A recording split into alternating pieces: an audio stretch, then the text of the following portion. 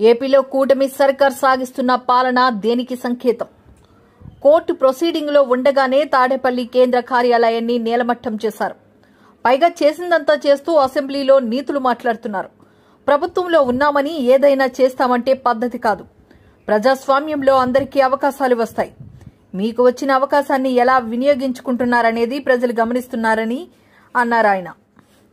అధికారంలోకి వచ్చిన పార్టీకి సమయం ఇచ్చినా అవసరం ఉందని 6 నెలలు గడిచాక పరిస్థితులను చూసి ప్రభుత్వం తీరును ఖండిద్దామని పార్టీ అధినేత వైఎస్ జగన్ తమతో చెప్పారని, కానీ అధికారం చేపట్టి 20 రోజులు పూర్తి కాకముందే రాష్ట్రంలో ఈ తరహా పరిస్థితులు నెలకొన్నాయని అమర్నాథ్ ఆవేదన వ్యక్తం చేశారు. 8 సంవత్సరాలు ఈ రాష్ట్రంలో ప్రతిపక్ష పార్టీగా, గడిచినటువంటి 5 సంవత్సరాలు అధికార పార్టీగా, దాదాపు 13 సంవత్సరాలు చరిత్ర కలిగినటువంటి వైఎస్ఆర్ కాంగ్రెస్ పార్టీకి చెందినటువంటి కార్యాలయాన్ని ఏ రకంగా పూర్తిగా నేలమట్టం చేశారో అనేటువంటిది ఈరోజు తెల్లవారుజామున మనం చూసాం. మీరు కూడా మీ దృష్టి కూడా అదంతా కూడా వచ్చింది. దాని మీద కోర్టుకు వెళ్ళి కోర్టులో ఇంకా ప్రొసీడింగ్స్ జరుగుతుండగానే హై హ్యాండెడ్గా ఏ రకంగా కార్యాలయాన్ని పూర్తిగా 2 అంతస్తులు నిర్మించినటువంటి కార్యాలయాన్ని ఏ రకంగా నేలమట్టం చేశారో అన్నటువంటిది చూసాం. ఈరోజు రాష్ట్రంలో అంబేద్కర్ గారి రాజ్యాంగాన్ని పూర్తిగా పక్కన పెట్టి తెలుగుదేశం పార్టీ తాలూకా రెడ్ బుక్ రాజ్యాంగం నడుస్తూ ఉంది. వారు ఏదైతే ముందు నుంచి వారు ఎన్నికల ప్రచారంలో చెప్పారో, వారు అధికారంలోకి రాకమునుపు చెప్పారో, వారు చెప్పినటువంటి ఆ రెడ్ బుక్ రాజ్యాంగాన్ని ఈరోజు రాష్ట్రంలో అమలు చేస్తున్నటువంటి సందర్భాలు మనం చూస్తూ ఉన్నాం. ఇంకా పైపెచ్చు ఈరోజు అసెంబ్లీలో నీతులు మాట్లాడుతూ ఉన్నారు. సరే, మేమైతే మా నాయకుడు జగన్మోహన్ రెడ్డి గారు మొన్న సమావేశం పెట్టినప్పుడు చాలా క్లియర్గా కేటగారికల్గా చెప్పారు. 6 నెలల పాటు వారికి హనీమూన్ పీరియడ్ అనేటువంటిది నడుస్తూ ఉంది. సహజంగా ఒక అధికారంలోకి వచ్చినటువంటి రాజకీయ పార్టీకి, అధికారంలోకి వచ్చినటువంటి ఆ పార్టీకి సమయం ఇవ్వాల్సినటువంటి అవసరం ఉంది. వారు ఇచ్చినటువంటి హామీలు అమలు చేయడానికి మనం సమయం ఇవ్వాలి. వారు తీసుకునేటువంటి నిర్ణయాలకు మనం సమయం ఇవ్వాలి. ఇప్పుడు మనం మాట్లాడాల్సినటువంటి పని లేదు. 6 నెలల తర్వాత వారు తీసుకున్నటువంటి నిర్ణయాలన్నీ చూసిన తర్వాత అప్పుడు మనం స్పందిద్దాం అనేటువంటి మాట జగన్మోహన్ రెడ్డి గారు మొన్న సమావేశంలో చెప్పారు. దానికి కూడా వారు సమయం ఇవ్వట్లేదు. అధికారం వచ్చి కేవలం ఇంకా 20 రోజులు పూర్తి అవ్వకముందే ఈ రకమైనటువంటి పరిస్థితులు రాష్ట్రంలో ఉన్నాయి. సరే, మేము తీసుకున్నటువంటి నిర్ణయాలు లేకపోతే ఇంకోటో ఇతర కారణాల చేత ఈరోజు మేము అధికారాన్ని కోల్పోయాం. మీకు అవకాశం ఇచ్చారు. మీకు ఇచ్చినటువంటి అవకాశాన్ని సద్వినియోగం చేసుకోవాలి. కన్స్ట్రక్టివ్గా రాష్ట్రాన్ని ముందుకు తీసుకెళ్లాలనేటువంటి ప్రయత్నం చేయాలి తప్ప ఈ రకమైనటువంటి నిర్ణయాలు, ఒకవేళ నిజంగా మేము ఆ రోజు నిర్ణయం తీసుకొని ఉంటే ఈరోజు తెలుగుదేశం పార్టీకి ఉన్నటువంటి కేంద్ర కార్యాలయం మంగళగిరిలో అది వాగు పొరంబోక్ కింద ఉన్నటువంటి తెలుగుదేశం పార్టీ కేంద్ర కార్యాలయం మంగళగిరిలో ఉన్నటువంటిది పూర్తిగా ఉన్నటువంటి లాస్కి వ్యతిరేకంగా ఉన్నటువంటి నిర్మాణం. సో ప్రజాస్వామ్యంలో కొన్ని నిర్ణయాలు మనం ఆలోచన చేసి, సరే వారు కూడా తర్వాత కోర్టుకు వెళ్ళారు, కోర్టులో స్టే తెచ్చుకున్నారు, ఇతర కారణాలు బోల్డ్ అని ఉండొచ్చు.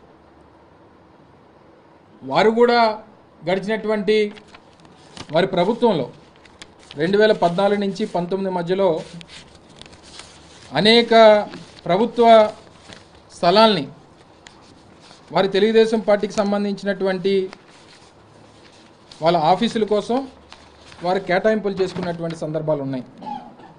2015 నుంచి కడప జిల్లాలో ఎకరం, శ్రీకాకుళంలో 2 ఎకరాలు, గుంటూరులో 3.5 ఎకరాలు, ఇప్పుడు ఏదైతే కేంద్ర కార్యాలయం ఉందో, విజయనగరంలో ఎకరం, గుంటూరులో ఒక 20 సెంట్లు, కృష్ణాలో 1 ఎకరం, ప్రకాశంలో 2 ఎకరాలు, చిత్తూరులో ఎకరం 20 సెంట్లు, శ్రీకాకుళంలో 30 సెంట్లు. ఇవన్నీ కూడా 2015 నుంచి 19 మధ్యలో తెలుగుదేశం పార్టీకి సంబంధించి వారి పార్టీ కార్యాలయాల కోసం కేటాయించుకున్నటువంటి స్థలాలు, వాటికి సంబంధించినటువంటి జీవోలు. సో వారే 2016లో ఒక జీవో ఇష్యూ చేశారు. రాష్ట్రంలో ఉన్నటువంటి రాజకీయ పార్టీలకి భూములు కేటాయించాలంటే ఏ రకమైనటువంటి నిర్ణయాలు తీసుకోవాలి, ఏం ప్రొసీజర్స్ ఫాలో అవ్వాలి అనేటువంటి దాని మీద వాళ్ళకు జీవో ఇష్యూ చేయడం జరిగింది 2016లో. దాన్ని బేస్ చేసుకొని మొన్న 2019 నుంచి 24 మధ్యలో రాష్ట్రంలో వివిధ జిల్లాల్లో వైఎస్ఆర్ కాంగ్రెస్ పార్టీ కార్యాలయాల నిర్మాణం కోసం అని చెప్పి ఆ రోజు ప్రభుత్వంగా కేబినెట్ నిర్ణయం తీసుకొని భూములు కేటాయించేటువంటి కార్యక్రమం చేసింది. అందులో భాగంగా విశాఖపట్నానికి కూడా ఈరోజు ఈ ఎండాడిలో ఈ 2 ఎకరాల భూమిని కూడా 33 సంవత్సరాల లీజుకి కేటాయించేటువంటి కార్యక్రమం చేశాం. 2022లో అలాట్మెంట్ అయినటువంటి కార్యాలయం స్థలం 2023 నాకు తెలిసి బహుశా ఫిబ్రవరి మార్చి నెలల్లో ఆ రోజు నిర్మాణాన్ని మొదలుపెట్టడం జరిగింది. 2023 ఫిబ్రవరిలోనే దీనికి సంబంధించి ప్లాన్ అప్రూవల్ కూడాకి అప్లై చేసేటువంటి కార్యక్రమం చేశాం. సో చేసిన తర్వాత నిన్న మొన్నటి నుంచి ఎవరో కంప్లైంట్ పెట్టారని, దీన్ని పర్మిషన్ లేకుండా నిర్మాణం చేస్తున్నారని చెప్పి లేనిపోయినటువంటి తప్పుడు వార్తల్ని ప్రొపగండా చేసేటువంటి కార్యక్రమం చేశారు. ఇది 2023లో అప్లై చేసినటువంటి దానికి బిల్డింగ్ నిర్మాణానికి సంబంధించి కూడా ప్లాన్ అప్రూవల్ కోసం 16 లక్షల రూపాయలు, 15,63,000 రూపాయలు ప్రభుత్వానికి కట్టినటువంటి డబ్బు ఇది. అలాగే అనకాపల్లిలో జిల్లా పార్టీ కార్యాలయం కూడా దాదాపు 38 లక్షలు, ఎంతో కరెక్ట్గా నాకు నెంబర్ తెలియదు కానీ 30 లక్షల పైచీలకు అక్కడ కూడా ప్రభుత్వానికి డబ్బులు కట్టి, సహజంగా ఒక బిల్డింగ్ నిర్మాణం ప్రభుత్వానికి సంబంధించింది నిర్మాణాలు కాకుండా ప్రైవేట్ వ్యక్తులు ఎవరు ఏ బిల్డింగ్ నిర్మాణం చేసినా యాజ్ పర్ ప్లాన్ నిర్మాణం జరిగినంత వరకు అందులో కొంత భాగాన్ని ప్రభుత్వానికి మోర్టగేజ్ చేయాల్సినటువంటి అవసరం ఉంది.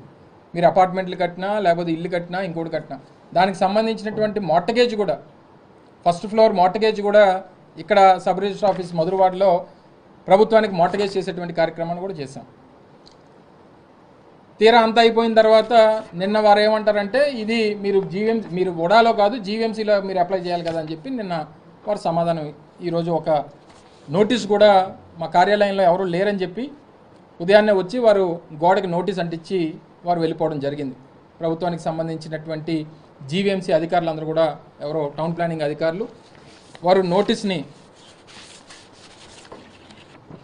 నిన్నటి డేట్తో ఉన్నటువంటి నోటీస్ని ఈరోజు ఉదయం వచ్చి అతికించి వారు వెళ్ళిపోయారు. దీనికి సంబంధించి మీరు